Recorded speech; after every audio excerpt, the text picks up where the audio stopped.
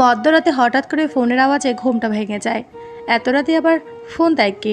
একরাশ বিরক্তি নিয়ে ঘুম ঘুম চোখে স্ক্রিনে তাকিয়ে দেখি বাবার নাম্বার থেকে 5টা কল এসেছে। মুহূর্তে ঘুম উদা হয়ে গেছে। কি ব্যাপার? যে ব্যক্তি দিনে তো দূরের কথা, সপ্তাহেও একবার ফোন দিয়ে খোঁজ নেওয়ার প্রয়োজন বোধ করে না, সে আজ এত রাতে এতগুলো কল দিচ্ছে। ভাবতে ভাবতে আবারও একটা কল আসলো। রিসিভ করতে ওপাশ থেকে বলে, আলম, একটু তাড়াতাড়ি বাসায় আয়। কেন বাবা, কোনো সমস্যা হয়েছে কি? না, কিছু হয়নি, তবে যেভাবে পারিস যত তাড়াতাড়ি সম্ভব চলে আয়। কথাটা বলে ফোন কেটে দিল। বাবার কণ্ঠস্বর শুনে স্বাভাবিকই মনে হলো, বরং একটু হাসি খুশি লাগলো। তারপরও মনে ভ্রান্ত ধারণা থেকে যায়, আমাকে স্বাভাবিক রাখার জন্য যদি কোনো কথা গোপন করে। তা না হলে এত রাতে বাসায় যাওয়ার কোনো প্রশ্নই আসে না। যাই হোক, বাসায় গেলে বোঝা যাবে। কিন্তু কি করে? এত রাতে তো কোনো গাড়িও পাওয়া যাবে না। অবশ্য একটা উপায় আছে, কিন্তু এত রাতে কাউকে ফোন দিয়ে বিরক্ত করা কি ঠিক হবে? তাছাড়া আর কোনো উপায়ও নেই। অতঃপর বন্ধু নয়নকে ফোন দিলাম। বেশ কয়েকবার রিং হওয়ার পর রিসিভ করে বলে, কী রে, এত রাতে ফোন দিচ্ছিস কেন? নয়ন, তোর বাইকটা একটু লাগবে, বাসা যেতে হবে। এত রাতে বাসা যাবি? কোনো সমস্যা হয়েছে কি? জানি না, বাবা ফোন করে যেতে বলল। আমি তোদের বাসায় আসছি, তুই বাইকটা বের কর। আচ্ছা ঠিক আছে, বলে নয়ন ফোন কেটে দিল। এই না হলে বন্ধু, বন্ধু যদি বন্ধুর বিপদে এগিয়ে না আসে, তাহলে এই বন্ধুত্বের কোনো মানেই হয় না। চোখে মুখে পানি ছিটিয়ে রেডি হয়ে বের হলাম। নয়নের বাসা আমার মেস থেকে বেশি দূরে নয়, পায়ে হেঁটে 10 মিনিটের রাস্তা। পৌঁছানোর আগে থেকে নয়ন বাইক নিয়ে দাঁড়িয়ে আছে। ওর কাছ থেকে বিদায় নিয়ে বাসায় রওনা দিলাম। নীরব নিস্তব্ধ চারপাশ, ফাঁকা রাস্তা, মাথার উপরে চাঁদের আলো ছড়িয়ে পড়ছে চারদিকে। বেশ ভালো লাগছে। এ কি, চাঁদটাও দেখছি আমার সাথে সাথে আসছে। অজান্তেই হেসে উঠলাম। মনে পড়ে গেল শৈশবের কাটানো সেই দিনগুলোর কথা।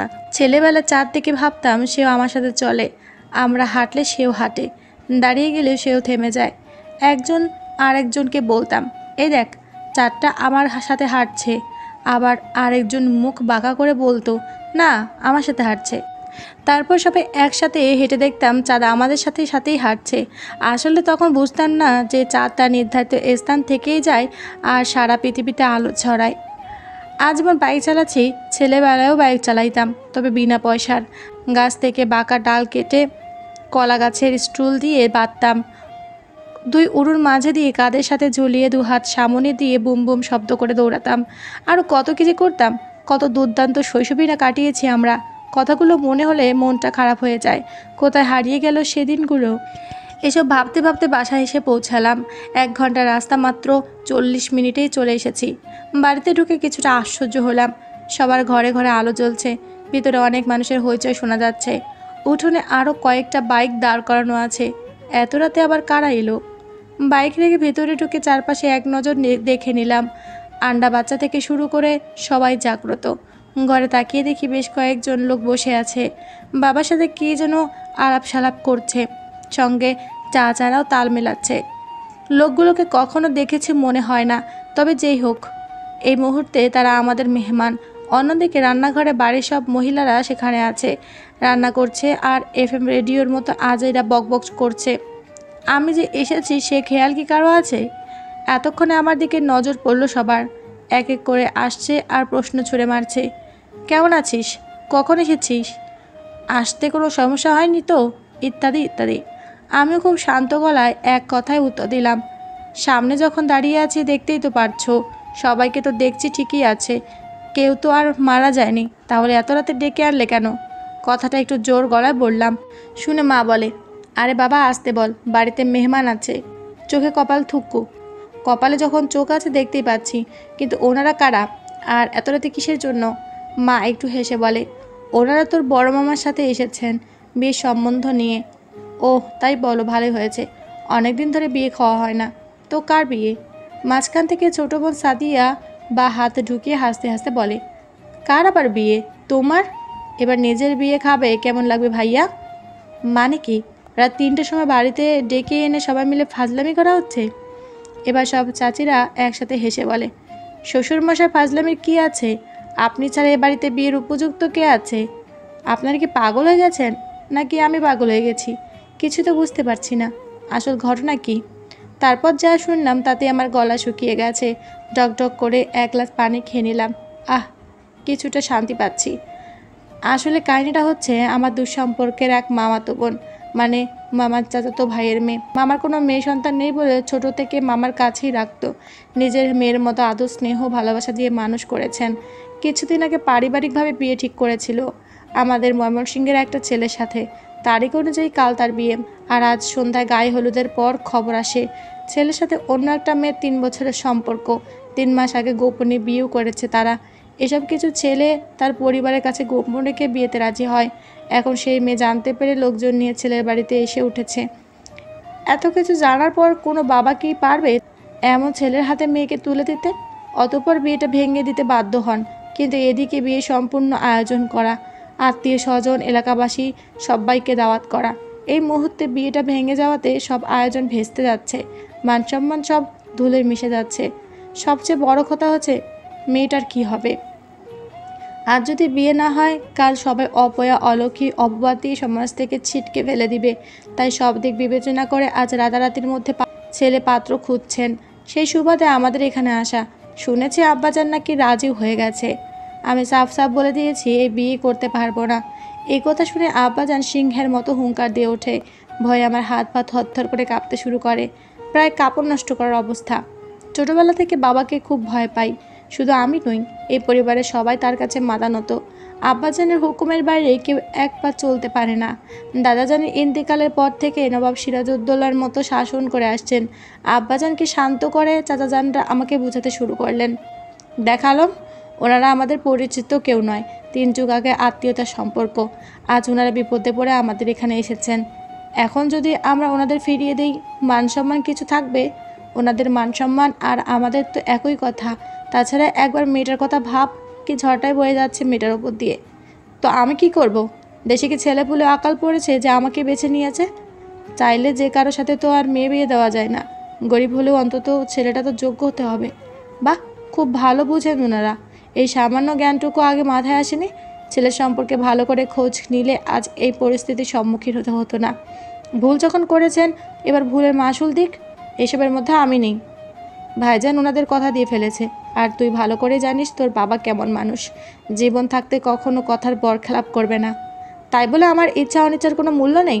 সবেমাত্র অনার্স শেষ করেছি, ভালো ভালো মাস্টার্স করে একটা চাকরি নেব, তারপর না হয় বিয়ের চিন্তা। তাই এই মুহূর্তে বিয়ে করা আমার পক্ষে কোনোভাবেই সম্ভব নয় বলে সোজা আমার রুমে চলে আসলাম। পিছন পিছন ছোটো চাচা যান এসে বলতে শুরু করলো, একটু বোঝার চেষ্টা কর, বিয়ের উপযুক্ত বয়স হয়েছে তোর। আজ না হয় কাল তো বিয়ে করতেই হবে। এখন করলে সমস্যা কি? নাকি বলবো অন্য কোনো মেয়ের সাথে তো সম্পর্ক আছে? ছোট চাচ্চু কি বলছে এসব? আর কেউ না বুঝুক আর কেউ না জানুক, তুমি তো আমাকে বোঝো। পড়াশোনা ছাড়া এসব চিন্তাও করতে পারি না আমি। আর বাবা, আমি তোর ভালোর জন্য বলছি। মেয়েটাকে দেখতে শুনতে বেশ ভালো, পড়াশোনাও কম কি সে, ইন্টারমিডিয়েট শেষ করেছে। আর ফ্যামিলির অবস্থা তাও জানিস, বাবা নেই, বড় ভাই আর মা আছে। ভাই 5 বছর ধরে দুবাইয়ে থাকে। তাছাড়া সহায় সম্পত্তির দিক থেকে আমাদের চেয়ে কোনো অংশে কম নয়। তুই যা চাইবি তাই পাবি। যদি বলিস বিয়ের পর দুজনে পড়াশোনা করবি, তাও পারবি। বিদেশে যেতে চাইলে সেও ব্যবস্থা করে দিবে। অতপর আমি মনে করি তোর জন্য ভালোই হবে। তোমাদের যা ইচ্ছে তাই করো, আমি কিচ্ছু জানি না বলে রাগে গজগজ করে রুম থেকে বেরিয়ে এলাম। মাথা নষ্ট করে দিয়েছে, পাগল হয়ে যাব আমি। বাড়ির পেছনে এসে লুকিয়ে একটা সিগারেট ধরালাম। নিজেকে একটু শান্ত করে ভাবতে লাগলাম, বিয়ে করলে হয়তো ভালোই হবে, মন্দ না। কিন্তু এতে আমার মন সায় দিচ্ছে না। ইচ্ছার বিরুদ্ধে আমি কখনো কিচ্ছু করি না। কলেজে কত বড় লোকের সুন্দরী মেয়েদের প্রপোজাল ফিরিয়ে দিয়েছে আমি। স্বপ্ন ছিল মাস্টার্স শেষ করে চাকরি নেব, নিজের পায়ে দাঁড়াবো, তারপর ভালো একটা মেয়ের সাথে প্রেম করে বিয়ে করব। আর এখন কি না, অচেনা একটা মেয়ে। ছোটবেলায় হয়তো দেখেছিলাম, এখন কেমন হয়েছে কে জানে। নামটা তো ঠিক মতো মনে পড়তে পারছি না। স্বর্ণা তার হবে হয়তো। এমন একটা মেয়েকে জীবনসঙ্গী হিসাবে ভাবতেও পারছি না আমি। হঠাৎ পেছন থেকে চাচাতো ভাইটা এসে বলে, ভাইয়া তোমাকে রাখছে, তুই যা, আমি আসছি বলে আরেকটা সিগারেট পোড়ালাম। আজ সিগারেটটা যেন অমৃতের মতো লাগছে। ঘরে এসে দেখি মামা দাঁড়িয়ে আছে, অসহায় এতিমের মতো, চোখে পানি ছলছল করছে। কাছে গিয়ে শান্ত গলায় বললাম, কিছু বলবেন মামা? মামা কাঁদো কাঁদো কণ্ঠে বলল, হ্যাঁ বাবা, তুমি তো সবই জানো। মনে বড় আশা নিয়ে এসেছি, খুব বিপদে আছি। বাবা, মান সম্মান সব ধুলোয় মিশে যাচ্ছে। এর থেকে মরণও হয়তো ভালো ছিল। আমার কথা না হয় বাদই দিলাম, মেয়েটাকে আমি নিজের মতো করে মানুষ করেছি, কোনো কিছুতে কমতি রাখিনি। আর চোখের সামনে তার জীবনটা শেষ হয়ে যাচ্ছে। বাবা হয়ে কি করে সইব বলো? আর তুমিও আমার সন্তানের মতো। বাবা হয়ে আমি তোমার কাছে হাত জোর করে মিনতি করছি, আমার মেয়েটাকে বাঁচাও, ওকে গ্রহণ করো বলে বাচ্চাদের মতো হাউমাউ করে কাঁদতে থাকে। মামার কথা শুনে স্তব্ধ হয়ে যায়। মুখে কোনো কথা বলতে পারছি না, বাক্য হারিয়ে ফেলেছি। খানিক চুপ থেকে মাথা নাড়িয়ে হ্যাঁ সূচক জবাব দিলাম। খুশিতে হকচকিয়ে চক্ষু সবার। আলহামদুলিল্লাহ বলে অট্ট হাসিতে মেতে ওঠে। অজানা এক চাপা কষ্টে বুকটা ফেটে যাচ্ছে, দু নয়নে শ্রাবণ ধারা নামতে চাইছে। চুপচাপ মাথা নিচু করে ঘর থেকে বেরিয়ে আসলাম। অমনি সব চাচাজান এসে বাস দিতে শুরু করেছে। এদিকে ওদিকে খোঁচা দিচ্ছে আর ইয়ার্কি তো মারছেই। হাসবো না কাঁদবো ঠিক বুঝতে পারছি না। প্রচণ্ড রাগ দিকে চলে আসলাম। কি থেকে কি হয়ে গেল এটা কিছুতেই মেনে নিতে পারছি না। মাথার চুল টেনে ছিঁড়ে ফেলতে ইচ্ছা করছে। সবই কপালের দোষ। যাই হোক, সেটা ভেবে এখন আর লাভ নেই। নিজের স্বপ্ন আশাকে কবর দিয়ে কুরবানির জন্য প্রস্তুত হতে হবে। চাঁদ লুকিয়ে পড়েছে, ফজরে আজান দিয়েছে অনেকক্ষণ। আস্তে আস্তে পরিষ্কার হচ্ছে চারপাশ, কিন্তু আমার মনে হচ্ছে মাত্র সন্ধ্যা নামছে। প্রচণ্ড ক্ষুধা লেগেছে। দোকানে এসে চা সিগারেট নিলাম। এদিকে ফোনে অটোমেটিক একের পর এক কল আসছে। বাধ্য হয়ে সুইচ অফ করে দিলাম। কাকে কি বলে বোঝাবো? লজ্জায় মাথা কাটা যাচ্ছে। এসব কিছুর জন্য মেয়েটা কি যেন নাম, স্বর্ণা, ওই দায়ী। আমার জীবনটা তেজপাতা হয়ে গেছে। ওকে তো আমি দেখে নেব। বাড়িতে ঢুকতেই সব মহিলারা এসে ঘিরে ধরে। টেনে হিচড়ে উঠানোর একপাশে একটা পিঁড়িতে নিয়ে বসায়। মুহূর্তের মধ্যে বালতি ভরে পানি আর কোলায় হলুদ নিয়ে আসে। নির্বাক দর্শক হয়ে তাদের কাণ্ড কারখানা দেখছি। আমাজান চাচিরা সহ প্রতিবেশীরা, কয়েকজন ভাবিরা একে একে সবাই হলুদ লাগাচ্ছে। ইতিমধ্যে কাছের কয়েকজন আত্মীয় এসে উপস্থিত হয়েছে। তাদের কয়েকটা সুন্দরী মেয়েও এসেছে। একটু দূরে দাঁড়িয়ে আমার দিকে তাকিয়ে মিটি মিটি হাসছে। নিজেকে বড্ড অসহায় মনে হচ্ছে, আবার প্রচণ্ড রাগও হচ্ছে। সবেমাত্র ফাল্গুন মাস পড়েছে, শীত এখনও পুরোপুরিভাবে কমেনি। গোসলের সময় পানিটা একটু বেশি হয়ে গেছে। ঠান্ডায় শরীরে কাঁপুনি ধরে গেছে। পাতলা পাঞ্জাবি কি আর মানে? মেয়ের বাড়িতে বসে আছে অনেকক্ষণ। চারপাশে সবাই কেমন হা করে আমার দিকে তাকিয়ে আছে। বাড়ির মেয়েগুলো একটু পরপর উকি দিয়ে দেখে যাচ্ছে, মনে হচ্ছে কোনো সেলিব্রিটিকে দেখছে। নিজেকে স্বাভাবিক করে কুরবানির জন্য প্রস্তুত হলাম। কাজী সাহেব এসে কলম চালিয়ে দিয়ে 3 বার কবুল বলিয়ে কুরবানি করে দিলেন। একটা স্বাক্ষর নিল। আমার মৃত্যুর জন্য কেউ দায়ী নয়। বিয়ের কাজ সম্পূর্ণ হলো। সবার কাছ থেকে বিদায় নিয়ে রওনা দিলাম। মাথায় প্রচণ্ড যন্ত্রণা হচ্ছে, আর উনি পাশে বসে সেই কখন থেকে ভ্যাবা করে কেঁদেই যাচ্ছে। ন্যাগা কান্নাকাটি একদম ভালো লাগে না, খুবই বিরক্তিকর, অসহ্য হয়ে গেছে। ইচ্ছে করছে গাড়ি থেকে ধাক্কা দিয়ে ফেলে দিতে। নিজেকে কন্ট্রোল করে খুব শান্ত গলায় কান্না থামাতে বললাম। তারপর ও ফুফিয়ে ফুফিয়ে কাঁদছে। কাঁদুক, তাতে আমার কি? সন্ধ্যার পর বাড়িতে এসে পৌঁছালাম। ফ্রেশ হয়ে কাপড় চেঞ্জ করে নিলাম। বাড়িতে প্রচুর হইচই। নতুন বউ, পাড়া প্রতিবেশী সবাই দেখতে এসেছে। চুপি চুপি বাড়ি থেকে বের হয়ে আসলাম। মনোরম পরিবেশে প্রাণ খুলে স্বস্তির নিঃশ্বাস নিলাম। তারপর বাজারের দিকে আসলাম। এখানেও শান্তি নেই। যেই দেখছে আর বলছে, কি রে আলম, তুই বিয়ে করলি আর আমাদের একটু জানানোর প্রয়োজন বোধ করলি না? তারপর কোথায় বিয়ে করেছিস? বউ দেখতে কেমন? ইত্যাদি ইত্যাদি। নিজের বউ নিজে দেখিনি এখনও, তাদের কি বলবো? এখানে থাকলে মাথায় নষ্ট করে ফেলবে ওরা। সিগারেট নিয়ে তাড়াতাড়ি বাজার থেকে চলে আসলাম। রাত 10টা পেরিয়ে সিগারেট পুড়িয়ে বারান্দায় এসে দাঁড়ালাম। পেছন থেকে আব্বাজান এসে হুঙ্কার দিয়ে বলে, তুই এখানে কি করছিস? নয়ন ফোন দিয়েছে, কথা বলছিলাম। মেয়েটা একা একা বসে আছে, তাড়াতাড়ি ঘরে যা। ঠিক আছে বলে ঘরে এসে ঢুকলাম। ঘর তো নয়, যেন কবরে ঢুকছি। বুকে ফু দিয়ে ঘরে ঢুকতে অবাক হয়ে যাই। নানা রকম ফুল দিয়ে বেশ সুন্দর করে সাজিয়েছে ঘরটা। ফুলের গন্ধে মুখরিত চারপাশ। কেমন মাথা ধরে আসছে। বিছানায় ঘোমটা দিয়ে চুপচাপ বসে আছে স্বর্ণা। আমাকে দেখে বিছানা থেকে নেমে এসে সালাম করতে লাগলো। হয়েছে, সালাম করতে হবে না, এমনিতে যা করেছেন জীবনটাই নরক হয়ে গেছে। স্বর্ণা আমার মুখে এমন কথা শুনে হতভম্ব হয়ে যায়। জিজ্ঞাসু দৃষ্টিতে আমার দিকে তাকায়। কত স্বপ্ন ছিল আমার, পড়াশোনা শেষ করে ভালো একটা চাকরি নিয়ে নিজের পায়ে দাঁড়াবো, তারপর ভালো একটা মেয়ের সাথে চুটিয়ে প্রেম করব, তারপর বিয়ে করে সুখে সংসার করব। মাঝখান থেকে আপনি এসে সব ধূলিসাৎ করে দিলেন। জীবনটা ধ্বংসস্তূপ হয়ে গেছে শুধু আপনার জন্য। আর কোনো ছেলে পেলেন না, শেষমেশ আমার গলায় এসে ঝুলেছেন। কথাগুলো বলে স্বর্ণার দিকে তাকিয়ে দেখে চোখে পানি ছলছল করছে। কাঁদো কাঁদো কণ্ঠে বলে, তাহলে বিয়ে করেছেন কেন? করেছে শুধু আপনাদের মান সম্মান বাঁচাতে। আজ আপনার বিয়ে না হলে সমাজে মুখ দেখাতে পারতেন না। অলক্ষী অপয়া অপবাদ দিত, কেউ গ্রহণ করতো না আপনাকে, গলায় দড়ি দিয়ে মরতে হতো। তাতে আপনার কি? আপনি কেন দরদ দেখাতে গেলেন? সবার মতো আপনিও অলক্ষী অপয়া অপবাদ দিয়ে মৃত্যুর মুখে ছুড়ে দিতেন। দেখুন, যা হবার তা হয়ে গেছে। আসলে সবই আমার কপাল। বাবার ভয়ে কিচ্ছু বলতে পারিনি। যাই হোক, বিয়ে যখন করেছি তখন এইসব আর ভেবে লাভ নেই। আপনি আমার কাছ থেকে সবে পাবেন, শুধু স্বামীর অধিকার ছাড়া। যতদিন না আপনাকে মন থেকে মেনে নিতে পারবো, ততদিন আপনাকে স্বামীর অধিকার দিতে পারবো না। রাত অনেক হয়েছে, কান্নাকাটি না করে ঘুমিয়ে পড়ুন। পেছনে বারান্দায় এসে সিগারেট ধরালাম। তাদের আলো উপচে পড়ছে চারপাশে। নিস্তব্ধ নীরব, চারদিক বেশ সুন্দর লাগছে। কতই না স্বপ্ন দেখতাম এই ভরা পূর্ণিমায় কারোর সাথে বসে গল্প করব, দুজনে জ্যোৎস্না বিলাস করব। আর আজ বাসর রাত হওয়া সত্ত্বেও বারান্দায় দাঁড়িয়ে সিগারেট ফুয়াতে হচ্ছে। তাছাড়া মেয়েটারই বা দোষ কোথায়? সে তো পরিস্থিতির শিকার, যেমনটা আমি। রাত প্রায় 1টার কাছাকাছি। ভিতর থেকে এখনও কান্নার আওয়াজ ভেসে আসছে। মেয়েটা এখনও ঘুমায়নি, বসে বসে কাঁদছে। ওকে এভাবে কথাগুলো বলা উচিত হয়নি আমার, খুব কষ্ট পেয়েছে হয়তো। কোনো মেয়ে বাসরাতে স্বামীর কাছ থেকে এমন ব্যবহার আশা করে না। প্রত্যেকটা নরনারীর জীবনে বাসরাত হচ্ছে সবচেয়ে মধুরতম রজনী। এই রাতটি নিয়ে সবারই অনেক স্বপ্ন, আশা, পরিকল্পনা থাকে। যেমন আমার ছিল, তেমনই স্বর্ণারও রয়েছে। লাল বেনারসিতে বধূ সেজে আসবে কারো ঘরে, লজ্জায় লাল হয়ে ফুলসজ্জায় বসে রবে, ভালোবাসার উষ্ণ পরশে কারো মুখে মুখ লুকাবে, কারো হাত দুটি ধরে নতুন জীবনের পথ চলা শুরু করবে, নিজ হাতে গুছিয়ে নেবে সব স্বপ্ন, সুখের সংসার।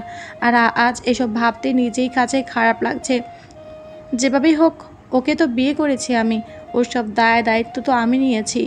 হাতের জ্বলন্ত সিগারেটটা ফেলে ঘরে প্রবেশ করলাম। খাটের এক কোণায় বসে কাঁদছে। পাশে গিয়ে বললাম, এই যে এত রাতে কেঁদে কেঁদে মানুষকে শোনাতে চাচ্ছেন নাকি? কান্নাকাটি বন্ধ করে চুপচাপ ঘুমিয়ে পড়ুন। আচমকাই কথাগুলো শুনে একটু বিব্রত হয় সে। কান্না থামিয়ে নিজেকে স্বাভাবিক করে শান্ত গলায় নমনীর কণ্ঠে বলে, আপনি ঘুমাবেন না? ঘুমাবো, কিন্তু এক বিছানায় তো আর দুইজন ঘুমাবো না। তবে একটা উপায় আছে। বলে বিছানা থেকে একটা বালিশ আর চাদর নিয়ে মেঝেতে আসলাম। স্বর্ণা এসে বলে, আর কি করছেন? আপনি নিচে ঘুমাবেন কেন? এমনিতে আমার জন্য অনেক করেছেন। আমি নিচে ঘুমাচ্ছি আর আপনি বিছানায় গিয়ে ঘুমান। আমাকে নিয়ে আপনার না ভাবলেও চলবে। যান, গিয়ে শুয়ে পড়ুন। স্বর্ণা চুপচাপ চলে যায়। আমি মেঝেতে চাদরটা বিছিয়ে শুয়ে পড়লাম। একরাশ ক্লান্তি এসে ভর করেছে শরীরে। কাল ঠিক মতো ঘুম হয়নি, তার ওপর সারাদিন যা ধকল গেছে, মুহূর্তে আখিজোড়া বন্ধ হয়ে আসে। ঘুম ভেঙে গেল ফুঁফিয়ে কান্নার আওয়াজে। হে আল্লাহ, কি যন্ত্রণায় পড়লাম! একটু শান্তিতে ঘুমাতেও পারছি না। একরাশ বিরক্তি রাগ নিয়ে তাকিয়ে দেখি আমার থেকে কিছুটা দূরে কেউ একজন মেঝেতে বসে আছে। আবছা আলোয় ঠিক বোঝা যাচ্ছে না। ঘরে তো আমি স্বর্ণা ছাড়া অন্য কেউ নেই, কিন্তু স্বর্ণা এখন এখানে কি করছে? ওর তো বিছানায় থাকার কথা। ফোনটা হাতে নিয়ে স্ক্রিনে তাকিয়ে দেখি ভোর 5:15, ফজরের নামাজের সময়। রুমে জায়নামাজ রাখা ছিল, নামাজ পড়ছে হয়তো। বাহ, বউ তো আমার পরেশগারী বটে। মোনাজাত করছে খুব আস্তে আস্তে, অস্পষ্ট কিছুটা বোঝা যাচ্ছে। হে আল্লাহ, কোন এক পরীক্ষায় ফেললে আমায়। আমার সাথে কেন এমনটা হলো? কী দোষ করেছিলাম আমি? যত শাস্তি দেবার আমাকে দিতেন, আমার জন্য ওনার জীবনটা নষ্ট করলেন কেন? কি দিয়ে দেব ওনার মানবত্বের মহত্বের প্রতিদান? স্ত্রী হবার যোগ্যতা হয়নি আমার, সেবা যত্ন করার অধিকারটুকুও পাইনি আমি। এই যে বোধহয় মৃত্যু ভালো ছিল। স্বর্ণার কথাগুলো কেমন ধারালো ছুরি হয়ে বুকে আঘাত হানছে। ওর তো কোনো ভুল নেই, কিন্তু কেন যে আমি এমন করছি তাও জানি না। স্বর্ণা মোনাজাত শেষ করে উঠে দাঁড়িয়েছে। চুপচাপ শুয়ে শুয়ে দেখছি আমি। ডায়নামাজটা আলমারিতে রেখে জানালা খুলে পর্দাটা সরিয়ে দিতেই এক ধমকা হাওয়া এসে ও রেশমি চুলগুলো উড়িয়ে দিল। বাড়ি থেকে আলো এসে পুরো ঘর ভরে গেছে। ধীর পায়ে হেঁটে হেঁটে আমার কাছে এসে দাঁড়ালো। ঘুমন্ত মানবের ন্যায় শুয়ে রয়েছি। মাঝে মাঝে আর চোখে দেখছি ওকে কি করে। কিছুক্ষণ অপলক দৃষ্টিতে তাকিয়ে রইল, তারপর আস্তে করে ডাক দিল, এই যে মশাই, উঠুন। একটু নড়ে চড়ে উঠলাম, তবে শুনেও শুনেনি আবার ডাক দিল, এই যে উঠুন, সকাল হয়ে গেছে। মেঝেতে ছুঁয়ে আছেন, কেউ দেখলে কি বলবে? চোখ খুলে স্বর্ণার দিকে তাকিয়ে বড় ধরনের শক খেলাম। কাল থেকে একটিবারও স্বর্ণার দিকে তেমনভাবে তাকাইনি। এখন কি দেখছি আমি, নিজের চোখে বিশ্বাস হচ্ছে না। বউ তো আমার অসম্ভব সুন্দরী। মুখতায় শ্রাবন্তীর কারুকার্য, কাজল কালো আঁখি দুটি বড্ড মায়াবী, গোলাপের পাপড়ির ন্যায় ঠোঁট জোড়াখানি। কিছুতে চোখ সরাতে পারছি না আমি। অবাক চেয়ে রয়েছি। স্বর্ণাও বিষয়টা খেয়াল করেছে বোধ হয়। মৃদু হেসে বলে, ঘুমালে বিছানায় গিয়ে ঘুমান, আমি এগুলো গুছিয়ে রাখছি। আহা, কি সুন্দর হাসি গালে টোল পড়ে, যে কোনো ছেলে দেখলে প্রেমে পড়ে যাবে। আমিও ক্রাশ খাইনি তো, আবার খেলেই দোষ কি, বউ তো আমারই। এসব ভাবতে ভাবতে বিছানায় এসে অজস্র বিলাসিতায় ঘুমিয়ে পড়লাম। কিছুক্ষণ পর স্বর্ণা এসে ডাক শুরু করলো, এই যে আপনার চা নিন, ফ্রেশ হয়ে নাস্তা খেতে আসুন। সবাই বসে রয়েছে। চায়ের কাপটা রেখে মুচকি হেসে চলে যায়। অবাক চেয়ে রয়েছি, কেন জানি ইচ্ছা করছিল হাতটা টেনে ধরতে, ক্ষুদ্র অলসতায় পারিনি। আচ্ছা, আমি কি তার প্রেমে পড়ে যাচ্ছি, যাকে বলে প্রথম দর্শনে প্রেম? অনেকের কাছে শুনেছি বিয়ের পর বউয়ের প্রেমে পড়ে গেছে, আমিও কি তাই? ধ্যাত, কী সব ভাবছি আমি, কখনো সম্ভব নয়। আর হলেই বা দোষ কী? ফ্রেশ হয়ে নাস্তার টেবিলে এসে দেখি সবাই খুব হাসি আনন্দে মেতে রয়েছে। আমাকে দেখে মা বলে, আয় বাবা, বউ নিজ হাতে নাস্তা বানিয়েছে, যা হয়েছে না। পাশ থেকে বাবা বলে, ঠিক আমার মায়ের হাতে রান্নার মতো। স্বর্ণার দিকে তাকিয়ে দেখি প্রশংসায় পঞ্চমুখ হয়ে দাঁড়িয়ে আছে। শ্যামাই নুডলস আর কয়েক রকমের পিঠা বানিয়েছে। তাতেই যেভাবে প্রশংসা করছে, মনে হয় জীবনে আর কোনো দিন খায়নি, আর কেউ রাখতে পারে না এগুলো। যাই হোক, খেয়ে দেখি বলে একটা পিঠা মুখে নিলাম। বেশ ভালোই হয়েছে, মন্দ না। মাথায় একটা শয়তানি বুদ্ধি এসে গেল, ওয়াক্থু বলে ফেলে দিলাম। কি জঘন্য, মুখে তোলা যায় না। মা আমার অবস্থা দেখে বলে, তোর শরীর ঠিক আছে তো বাবা? আমাদের সবার কাছে ভালো লেগেছে, আর তুই কি বলছিস? আমি ঠিক হয়ে আছি, তোমাদের মাথায় গ্যাস্ট্রিক হয়েছে, ভালো ডাক্তার দেখাও। আমার কথা শুনে স্বর্ণার হাসি মুখখানা ফ্যাকাশে হয়ে গেছে, চোখে পানি ছলছল করছে। মা স্বর্ণাকে উদ্দেশ্য করে বলে, তুমি ওর কথায় কিছু মনে করো না মা। এদিকে বাবা আমার দিকে অগ্নির দৃষ্টিতে তাকিয়ে আছে, রাগে দাঁত কিরমির করছে। তাড়াতাড়ি কেটে পড়লাম, নইলে আব্বাচান আমাকে চিবিয়ে খাবে। বাড়ি থেকে বের হয়ে সোজা বাজারে চলে আসলাম। কাজটা ঠিক হয়নি মনে হয়। বেচারি খুব শখ করে প্রথম দিন নাস্তা বানিয়েছে, সবার মন জয় করবে, আর আমি তাতে জল ঢেলে দিলাম। খুব কষ্ট পেয়েছে মনে, তবে বালিকার কাঁদো কাঁদো মুখটা দেখতে বেশ ভালোই লাগছিল। কিন্তু এখন শয়তানির শাস্তি হিসেবে পরোটা চিবাতে হচ্ছে বাজারে। বাড়িতে বউ ভাতের আয়োজন করা হয়েছে। আত্মীয় স্বজন, এলাকাবাসী যারা বিয়েতে আসতে পারেনি সবাইকে দাওয়াত দেওয়া হয়েছে। আমার বন্ধু বান্ধব সব কটাকে ফোন দিয়ে বলে দিয়েছি। প্রথমে একটু রাগ হলেও বুঝিয়ে বলাতে সবাই আসছে। ওরা কেউ পূর্বে কখনো আমাদের বাড়িতে আসেনি, তাই চেনে না বলে বাজারে অপেক্ষা করছি। এসে এক এক করে বাঁশ দিতে শুরু করেছে। যে যেভাবে পারছে সেভাবে দিচ্ছে। মাঝে মাঝে ভাবি, এরা বন্ধু না জাত শত্রু? তবে এদের ছাড়া লাইফে চলা অসম্ভব। এত করে নিষেধ করার পরেও গিফটের বোঝা নিয়ে এসেছে। দেখে তো সবগুলো শাড়ি মনে হচ্ছে। ভালোই হয়েছে, বউয়ের 1 বছর শাড়ি লাগবে না। সব শালারা মিলে বায়না ধরেছে, এখন বউ দেখাতে হবে, নইলে আমার নামে মিথ্যা প্রেম কাহিনী রটিয়ে দেবে। মান সম্মান সব চাঁদে যাবে। কি আর করার, নিয়ে আসলাম। স্বর্ণাকে দেখে সবাই হা করে তাকিয়ে আছে, মনে হচ্ছে জীবনে কোনো মেয়ে দেখে নাই। স্বর্ণাকে ইশারা করে পাশের রুমে চলে যেতে বললাম। স্বর্ণা যাওয়া মাত্র সবগুলোকে ধাক্কা দিয়ে বললাম, ওই শালারা, বন্ধুর বইয়ের দিকে এভাবে কেউ তাকায়? নয়ন কাচুমাচু করে মুখে বলল, সরি দোস্ত, আসলে তুই খুব ভাগ্যবান, এমন সুন্দরী বউ কজনে ভাগ্যে জোটে। পারিবারিকভাবে তো দূরের কথা, প্রেম করেও এমন মেয়ে পাওয়া যায় না। বইয়ের প্রশংসা শুনতে কার না ভালো লাগে। তবুও মুখে বললাম, হয়েছে, আর তারিফ করতে হবে না। এ কথা শুনে নয়ন বলে, দেখ আলম, তোর যদি এতই অপছন্দ তাহলে ডিভোর্স দিয়ে দে, আমি আজই বিয়ে করে নেব। অন্যদিকে কবি শাওন বলে, দূর, আমাকে দিয়ে দে, আমি এখনই নিয়ে চলে যাব নীল দিগন্তে। বালুচরে ওই বেন্না পাতার ডেরায় দুজনে মিলে সুখের সংসার করব। কবি শাওনকে থামিয়ে বললাম, আর বলতে হবে না, দিয়ে দেব, তবে বউ নয়, হাতে হারিকেন আর আর বাস, বুঝেছিস? এবার মাসুদ বলে, বউয়ের জন্য আবার দরদও আছে দেখছি। আমার বউ আমার দরদ থাকবে না তো কার থাকবে? শত হোক, বিয়ে তো করেছি। কিছুক্ষণ আড্ডা দিয়ে চলে আসলাম। দুপুরে খাওয়া দাওয়া শেষ করে একে একে সবাই চলে গেছে। আস্তে আস্তে বাড়িটা নীরব হয়ে এসেছে। রাত প্রায় 11টার কাছাকাছি নিস্তব্ধ নীরব চারপাশ। বাড়ির সবাই ঘুমে মগ্ন। এতক্ষণে স্বর্ণাও ঘুমিয়ে পড়েছে। বারান্দায় দাঁড়িয়ে সিগারেট ফুঁকছি আর ভাবছি স্বর্ণার কথা। মেয়েটার মধ্যে অদ্ভুত গুণ রয়েছে, একদিনে সবার সাথে মিশে গেছে। হাসি আনন্দে মেতে উঠেছে, প্রায় সবার মন জয় করে নিয়েছে, শুধু আমি ছাড়া। আচ্ছা, আমি তো কোনো মেয়েকে ভালোবাসি না, কাউকে আমার পছন্দ নয়। তাছাড়া স্বর্ণা দেখতে অসুন্দর নয়, আমি যেমনটা চেয়েছিলাম ঠিক তেমনটাই। তাহলে আমি ওকে মেনে নিতে পারছি না কেন? কেন ওকে স্ত্রীর অধিকার থেকে বঞ্চিত করছি? কেনই বা ওকে কষ্ট দিচ্ছি আর নিচেকেও? না, আর ভাবতে পারছি না। সিগারেট ফেলে রুমে এসে দেখি স্বর্ণা গভীর ঘুমে মগ্ন। কি নিষ্পাপ চেহারা, একদম বাচ্চাদের মতো।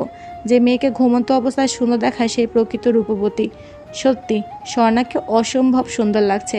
কপালের ওপর কয়েকটা চুল পড়ে আছে, ইচ্ছা করছে ফুদে সরিয়ে দিতে। যদি স্বর্ণা জেগে যায় আর আমাকে দেখে ফেলে?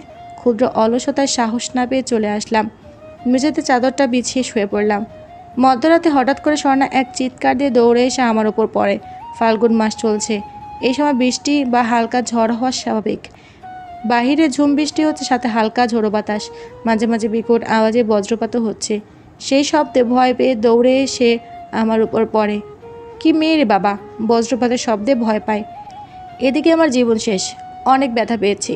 রাগে ধমক দিয়ে বলি, বাঘটার তো আর গর্জন দিয়ে আসেনি যে খেয়ে ফেলবে।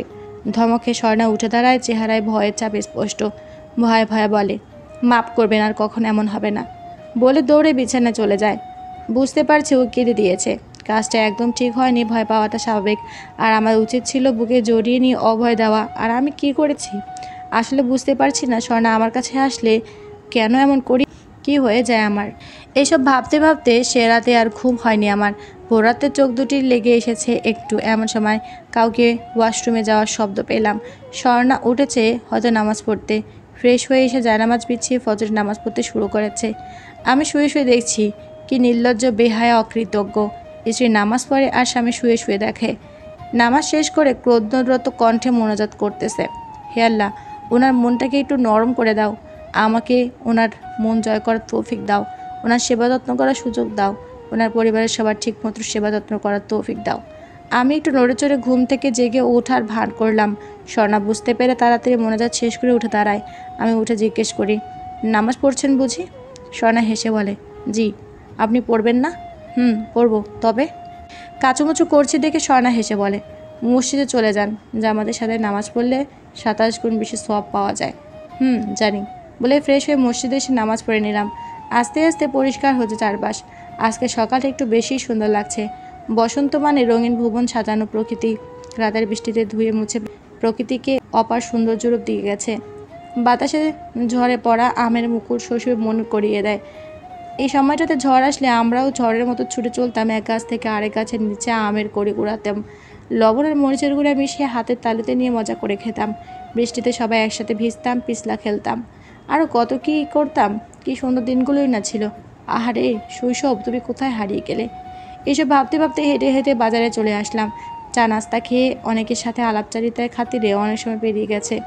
বাসায় আসতে আব্বাজান বলে স্বর্ণাকে নিয়ে তাদের বাড়িতে যেতে। বিয়ের পর নাকি ওখানে 2 দিন থেকে আসতে হয়। আমাদের এখানে আঞ্চলিক ভাষা যাকে বলে ফিরাগন যাত্রা। প্রথমে অনিচ্ছা পোষণ করলেও আব্বাজানের শুভ দৃষ্টি দেখে হাঁটু থরথর করে কাঁপে।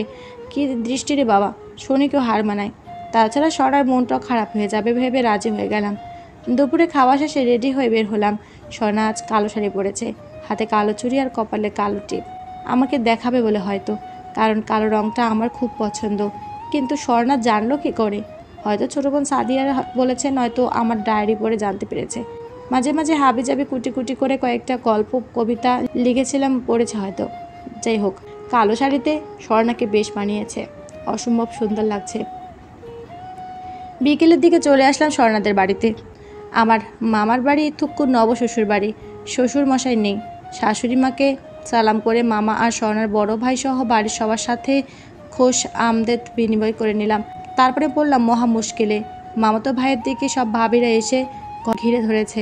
স্বর্ণা আর আমাকে নিয়ে অনেকজন কি বিশ্রী জঘন্য কথাবার্তা বলছে। আপনাদের কি বলবো, লজ্জায় আমার মাথা কাটা যাচ্ছে। গোপন কথা আপনাদের না জানাই ভালো। রাতে সবার সাথে খাওয়া দাওয়া শেষ করে আসলাম। স্বর্ণা এসে বলে, আপনি বিছানায় ঘুমিয়ে পড়ুন, আমি নিচে ঘুমাবো নে। আমি মুচকি হেসে বললাম, আর দরকার নেই, দুজনেই বিছানাতে ঘুমাবো, তবে মাঝে কোলবালিশ থাকবে। স্বর্ণা কিছুটা অবাক হলেও মনে মনে খুব খুশি হয়েছে। চেহারা আনন্দের ছাপ স্পষ্ট। আপনি শুয়ে পড়ুন, আমি আসছি, বলে স্বর্ণা রুম থেকে বের হয়ে যায়। মনে মনে বলি, বালিকা, তুমি যা চাও সবে পাবে, তবে একটু সময় লাগবে। বিছানায় এসে অজস্র বিলাসিতায় ঘুম দিলাম। মধ্যরাতে বুকের উপর ভারী কিছু অনুভব করলাম, তবে তুলে নরম।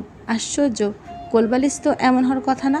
চোখ খুলে তাকিয়ে দেখি কোলবালিশ বিছানার এক সাইডে পড়ে আছে, আর স্বর্ণা আমার বুকে মাথা রেখে শুয়ে আছে।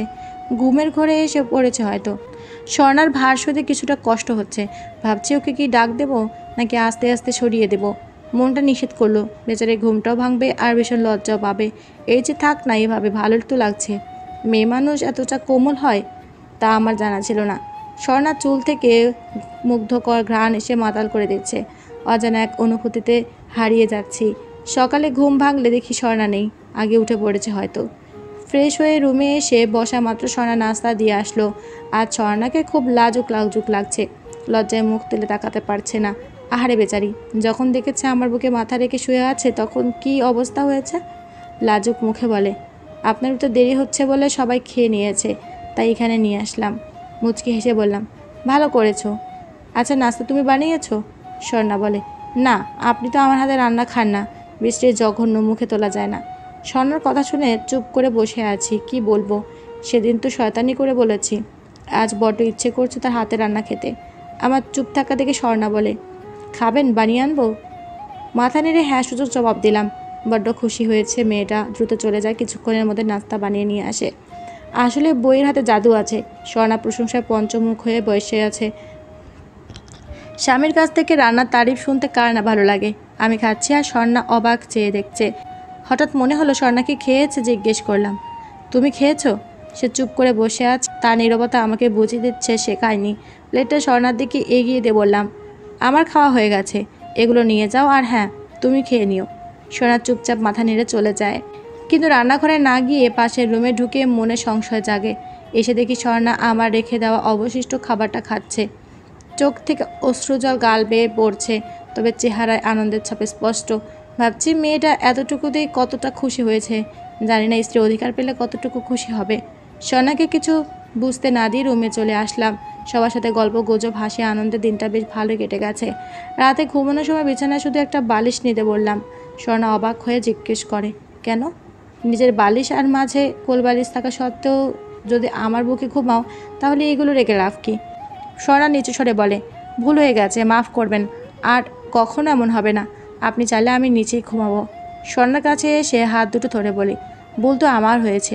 না বুঝে অকারণে এতদিন তোমাকে কষ্ট দিয়েছি, স্ত্রীর অধিকার থেকে বঞ্চিত করেছি। আসলে তোমার মতো বউ পাওয়া ভাগ্যের ব্যাপার। স্বর্ণা চুপচাপ আমাদেরকে অবাক দৃষ্টিতে চেয়ে থাকে, যেন সে ভুল কিছু শুনেছে।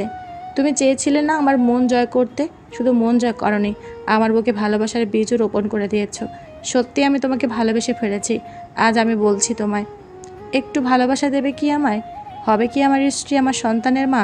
স্বর্ণা লজ্জায় মুখ পাকিয়ে বলে, আপনি বোঝেন না? বুঝি তো, বলে টান দিয়ে আমার সাথে মিশিয়ে নেই। স্বর্ণা আমার বুকে মুখ লুকিয়ে ফেলে।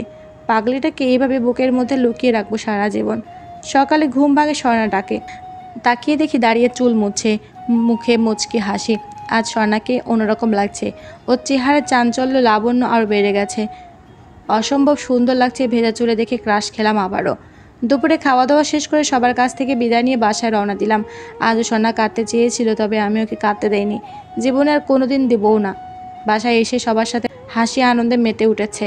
সবাই যেন স্বর্ণাকে পেয়ে প্রাণ ফিরে পেয়েছে, এমনটাই মনে হচ্ছে। 2 বছর পর স্বর্ণার কোলজুড়ে একটি মেয়ে সন্তান এসেছে। মেয়ের নাম রেখেছি তুলি। স্বর্ণার আক্তার তুলি। তুলি একদমই স্বর্ণের মতো দেখতে হয়েছে। তুলিকে নিয়ে আমাদের দাম্পত্য জীবন বেশ সুখে শান্তিতে কাটছে। সেদিন অনিচ্ছাকৃত ঘটনাটাই আমার জীবনটাকে সুখের স্বর্গ দিয়েছে। আমাদের জীবনে এমন অনেক কিছু অনিচ্ছাকৃতভাবে ঘটে যায়। আমরা ভাবি অচেনা অজানা একজনকে নিয়ে সুখী হতে পারবো না। আরে ভাই, সবসময় সব কিছু নিজের মতো হতে হবে এমনটা নয়। যদি সে আপনার মনের মতো না হয়, তবে আপনার মতো করে নিন, নয়তো আপনি তার মতো হয়ে যান। দেখবেন সুখ শান্তি আপনার দোরগোড়ায় করা নাড়বে।